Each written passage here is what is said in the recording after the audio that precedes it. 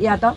Terus untuk apa? Semata-mata karena supaya pipanya makin besar saja, supaya sayapnya makin besar dan makin banyak yang saya bisa perjuangkan untuk itu, supaya mata rantainya, jadi dari pusat ini mata rantainya ke kita tidak putus. Kalau Pak Gubernur provinsi sama kabupaten saya yakin sudah sinergi, hanya dari pusatnya ini siapa yang mau perjuangin. Saya adalah wakil rakyat, saya siap untuk diperintahkan oleh kepala walaupun bukan bupati, kepala dinas pun perintahkan kepada saya. Saya bilang bahwa saya belum lihat bahwa Pak Bupati sudah mempunyai grand design. Grand design-nya itu baru kami bisa provinsi, kau dukungnya apa? Kabupaten, kau punya tugas apa? Saya di pusat, apa yang saya bisa bawa? Jadi harus ada grand design dulu. Tapi saya yakin Pak Bupati ada. Tapi karena ini pertemuan sangat singkat, nanti saya akan lebih detail lagi dengan Pak Bupati untuk itu. Yang pasti apapun yang saya bisa bawa, makanya saya terkesan kayak maruk sekali. Sudah ketua PKK, ketua provinsi, ketua Dekranasda, terus sekarang DPR RI lagi, ya toh. Terus untuk apa? Semata-mata karena supaya pipanya makin besar saja, supaya sayapnya makin besar dan makin banyak yang saya bisa perjuangkan.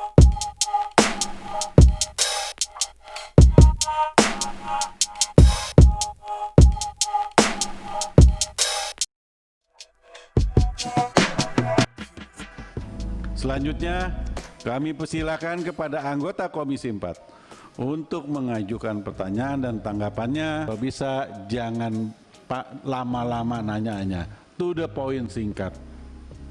Saya persilakan. Selanjutnya Ibu Juli. Baik, terima kasih. Assalamualaikum warahmatullahi wabarakatuh. Salam sejahtera untuk kita semuanya.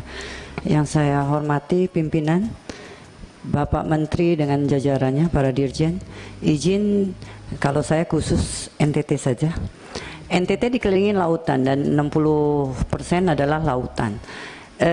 Saya ingin menitipkan di Pak Menteri untuk 2 kabupaten yang saya sudah lihat langsung. Bupatinya mereka membuatkan grand design untuk mereka punya program selama mereka menjabat, itu grand design. Jadi bukan hanya per tahun punya program, grand design for the whole 5 years. Itu adalah Kabupaten Flores Timur dengan Kabupaten Sika. Dan saya yakin bahwa kami ikannya nggak kalah dari yang lain, karena contohnya Pak Bupati Sika sudah pernah kasih saya sashimi. Ya kan, mungkin kelasnya beda dengan Jepang, tetapi menuju ke sana, tapi perlu dukungan dari pusat. Jadi saya menitipkan 2 kabupaten ini untuk bisa bantuan dari Pak Menteri dari pusat. Dan yang berikut adalah karena mengingat saya Ketua PKK Provinsi NTT, saya menanyakan apakah boleh kalau PKK lagi ingin langsung mengajukan ke kementerian program-program kami untuk bisa difasilitasi, dibantu, karena kami punya orang tenaga tapi kami kurang fasilitas dengan ilmu. Kadang-kadang kami nitip di dinas tidak diakomodir secara maksimal. Kita di PKK mempunyai yang namanya hatinya PKK, dan itu memaksimalkan pekarangan. Jadi salah satu yang kami program kami, walaupun skupnya kecil sekarang, adalah untuk gemar makan ikan kami sosialisasikan ke desa-desa, karena kami sampai desa wisma, tapi sebagian kan ada di pesisir, sebagian tinggalnya adalah di pergunungan. Tapi kan saya nggak mau cuman hanya di pesisir yang makan ikan. Kami mau supaya mungkin ada kolam-kolam buatan atau semacam itu yang saya minta untuk bisa rumah ke rumah, supaya ada bisa ikan, mereka bisa budidaya ikan lalu bisa konsumsi ikan setiap hari.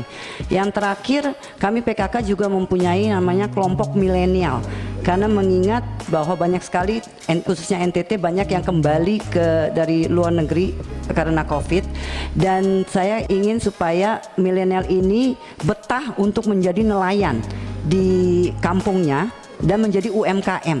Jadi saya minta untuk mungkin secara fasilitas dengan ilmu teknologi yang baik supaya mereka tidak lagi ke luar negeri. Itu saja dari saya, sekian dan terima kasih. Wassalamualaikum warahmatullahi wabarakatuh. Salam milenial dan PKK. Nah, jadi concernnya Ibu Julin. Kami persilakan Pak Ketua untuk melanjutkan, karena tidak ada skors, maksimalkan sebelum asar lah selesai biar ada kesempatan sholat yang lain. Terima kasih. Demikian pertanyaan tanggapan disampaikan oleh anggota Komisi 4 Dewan Perwakilan Rakyat Republik Indonesia Selanjutnya kami persilakan kepada Menteri Kelautan dan Perikanan untuk menyampaikan jawabannya. Karena di sini banyak yang sedang rapat banggar, rapat fraksi, saya minta jawabannya dijawab tapi juga tetap tertulis. Karena kami sudah komitmen semua, keputusan internal, setiap ada raker RDP dijawab tapi juga tertulis. Silakan Pak Menteri. Kemudian harga ikan ini terus kita laksanakan dengan menjaga dan berkoordinasi dengan seluruh wilayah, berhubungan juga dengan Menteri Sosial. Alhamdulillah dari semua kementerian komunikasi kami tidak pernah ada masalah. Menteri Perhubungan, Menteri PU, Menteri Sosial, tentang sebagai misal ini Pak Ketua, bansos yang digelontorkan, kami berkoordinasi dan saya menghadap Menteri Sosial untuk minta khusus dan bersurat bahwa bantuan-bantuan sosial, sembako dan sebagainya itu melibatkan ikan-ikan, dan alhamdulillah sudah ada permennya Pak Ketua dari Menteri Sosial, dan ikan merupakan bagian yang diwajibkan. Dan kami juga meminta seluruh kepala daerah yang sebagai eksekutor pembagian ini untuk memasukkan ikan-ikan terutama yang ada di daerahnya masing-masing. Ini terus kami kawal, tentunya masih perlu waktu dan dalam pelaksanaannya. Yang jelas semangat awalnya sudah, dan ini sudah dibuktikan di beberapa tempat Pak Ketua. Hanya saja kami terus mohon dukungan dari Bapak Ibu sebagai yang mengetahui daerahnya masing-masing untuk diingatkan. Tadi Ibu Juli, masalah PKK ini salah satu stakeholder yang memang wajib kami libatkan. Kalau memang ada di seluruh Indonesia, tidak hanya di NTT, siapapun bisa mengakses dan program ini bisa kita lakukan. Baik yang menggunakan APBN, menggunakan BLU yang di KKP, maupun yang menggunakan KUR. KUR ini hanya masalah perlu sosialisasi saja Pak Ketua. Kalau dari penyerapan KKP sendiri itu baru sampai 2,5 triliun saja dari 195 triliun KUR yang disiapkan oleh pemerintah. Berbeda jauh dengan Menteri Pertanian yang sudah menyerap sampai lebih dari 15 triliun. Nah ini kalau menurut pengalaman yang kami lihat adalah kekurangan sosialisasi dan pembinaan kami sampai tingkat bawah. Karena tidak semua nelayan memahami, sebagian besar nelayan masih belum memahami dengan ini. Nah untuk belum sampai, kalau yang tidak mampu sampai ke KUR, kita juga punya dana BLU Pak Ketua, sebesar sekarang alhamdulillah sudah terserap cukup lumayan banyak. Dari kemarin waktu saya masuk masih 1,1, sekarang sudah mengarah ke 800 miliar sisanya. Ini terus berputar dengan bunga 3% Pak Ketua.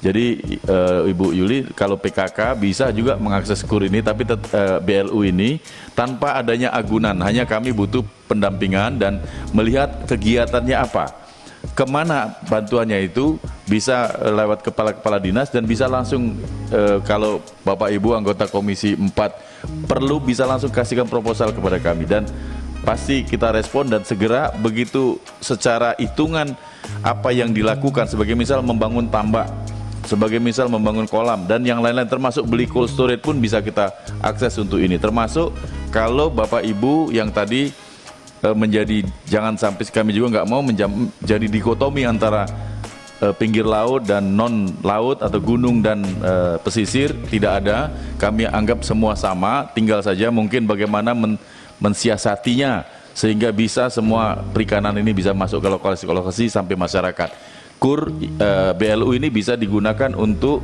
juga membangun sentra kuliner selama ada si penjamin dan ada si pelakunya, dan kita hitung bisa kembalikan uangnya, dan 1 tahun bunganya hanya 3%. Ini bisa diakses dan saya pikir ini sangat bagus untuk dapil Bapak Ibu semua, dan ini kalau Bapak Ibu berhasil di dapil kan bisa contoh untuk daerah-daerah yang lain. Kenapa saya mengajak anggota DPR? Karena saya yakin teman-teman anggota DPR ini lebih memahami situasinya daripada kami-kami yang ada di kementerian.